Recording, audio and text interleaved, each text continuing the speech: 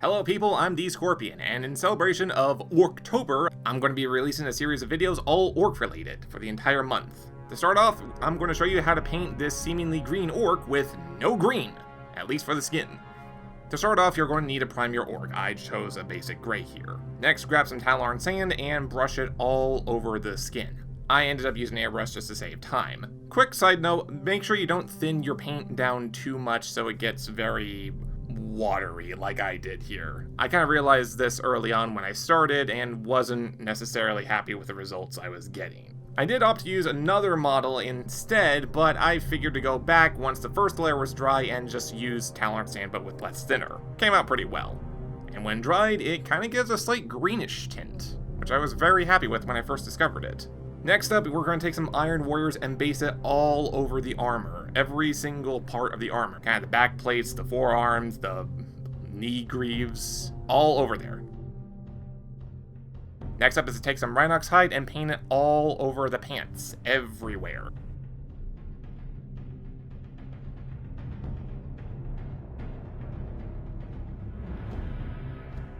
Next, we're going to take some XV88 and move on to just painting all the wood on the weapons. Moving on to Mornfang Brown, we're going to paint all the leather straps on the forearms, between the little plates there on the chest, the belt, and the little pouch on the back, as well as the boots, because I really didn't want to use any more brown.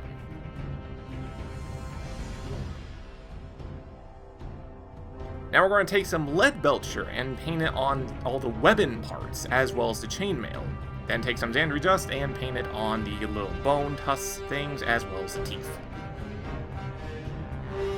Then we're going to take some Agrelian Earth and base it all over. You're more than happy to use whatever basing you want. I just chose this because I really was inspired by the Total War Orcs and their desert terrain.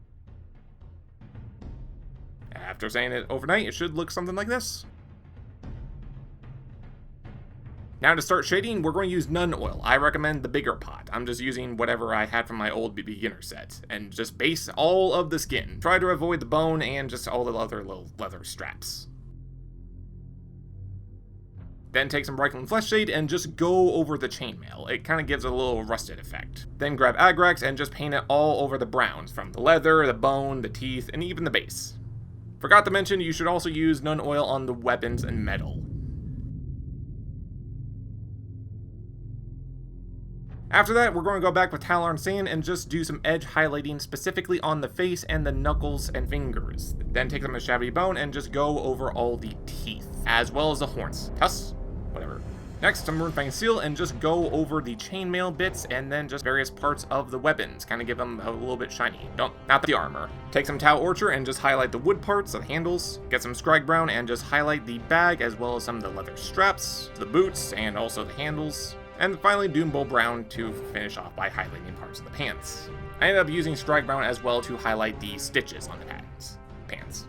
Next, we're going to take some Karak Stone for a very fine highlight on the sharpest parts of the face. To start finishing things off, we're going to take some Wa Flesh and use it on the eyes, followed by Moot Green as a highlight.